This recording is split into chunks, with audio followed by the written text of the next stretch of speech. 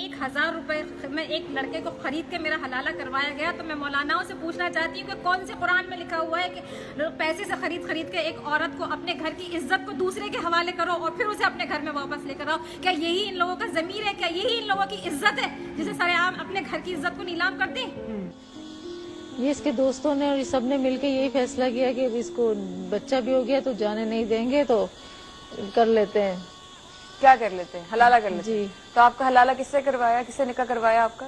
पहले तो इसके दोस्त से। अच्छा, ये उन्होंने नियत करके करवाया था? जी, नियत की कि थी। आपसे दोबारा निकाह करेंगे, लेकिन पहले अपने दोस्त से आपकी निकाह करवा दिया। जिस दोस्त से आपका निकाह हुआ था उनके साथ आप कितने अरसे रही? एक ही दिन।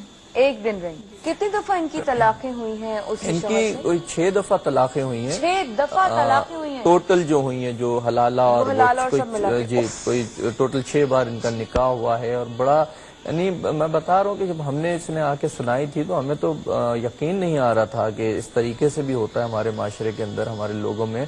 और जो सबसे बड़ी जो अफसोस की बात थी, जो दुख की बात थी, वो ये थी कि वो साहब जो थे वो खुद लोगों को नमाज पढ़ाते थे, लोगों को दर्स देते थे और लोग धोखे में थे उनके।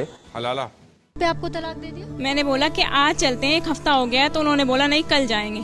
जस्ट इतनी बात पे उन्होंने कहा तलाक तलाक तलाक वर्ड बोल दिया। और फिर बाद में कहते हैं कि मैंने अपने मामू के कहने पे तलाक दिया है और मुझे वापस मेरे ससुराल लेकर आ गए। और ससुराल में ला के जब ससुराल वालों को पता चला, सब बोले कि अब हलाला कराना पड़ेगा, देवर से तबीज को रख पाएंगे हम। आपके पति आपसे अभी क्या कहते हैं?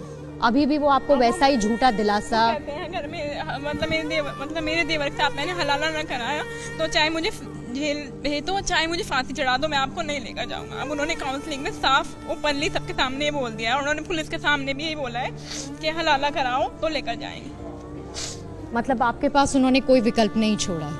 हलाला, तलाक, पहले 3 तलाक और फिर अब हलाला। तो जब तलाक हो ही गया था तो फिर उसके बाद हलाला करने की क्या जरूरत है?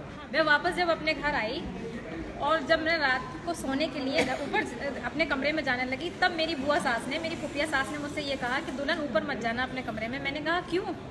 कि हमने फतवा झूठा निकलवाया था, तुम्हारी तलाक हो चुकी है, हलाला होगा। अभी मैं एक मौलाना साहब से डिबेट में बैठी हुई थी तो उन्होंने मुझसे ये कहा कि जब आपकी तलाक हो जाती है तो आप वापस क्यों जाते हो उसके पास? आज मैं ये सवाल मौलाना साहब से पूछती हूँ कि उस वक्त रास्ता क्या था? मायका ख़त्म हो चुका था और ससुराल में ये सवाल आ गया था कि हलाला होगा नहीं, और ये सवाल कि हलाला दुनिया को दिखाने के लिए करना, जैसा कि तुमने दुनिया को दिखाने के लिए फतवा निकलवाया। मुझे कोई गैर मर्द छुएगा नहीं। और 1000 रुपए में एक लड़के को खरीद के मेरा हलाला करवाया गया। तो मैं मौलानाओं से पूछना चाहती हूँ कि कौन से कुरान में लिखा हुआ है कि पैसे से खरीद के एक औरत को अपने घर की इज्जत को दूसरे के हवाले करो और फिर उसे अपने घर में वापस लेकर आओ। क्या यही इन लोगों का ज़मीर है? क्या यही इन लोगों की इज्जत है जिसे सरेआम अपने घर की इज्जत को नीलाम कर दें? और शायद उनको इसी चीज का दर्द भी हो रहा है, परेशानी भी हो रही है कि एक तरीके से हर कोई इसमें पैसा बना रहा है, पैसा बना और रहा है। बेइज्जती जिसकी उन्हें हो रही एक है। औरत एक आदमी को पैसा चाहिए और एक औरत का जिस्म चाहिए, और इस हलाले के बदनुमा ताक जिस पे औरत को ही चलना पड़ता है, उससे इन मौलानाओं को दोनों चीजें मिल रही हैं, पैसा भी मिल रहा है और औरत भी मिल रही है। इसलिए इन लोगों की दुकानें बंद हो रही हैं, इसलिए इन लोगों को इतने ऑब्जेक्शन उठाए जा रहे हैं इनको कि हाँ ये चीज बंद नहीं होनी चाहिए। क्या है हलाला? हलाला यानी निकाह हलाला। शरिया के मुताबिक अगर एक पुरुष ने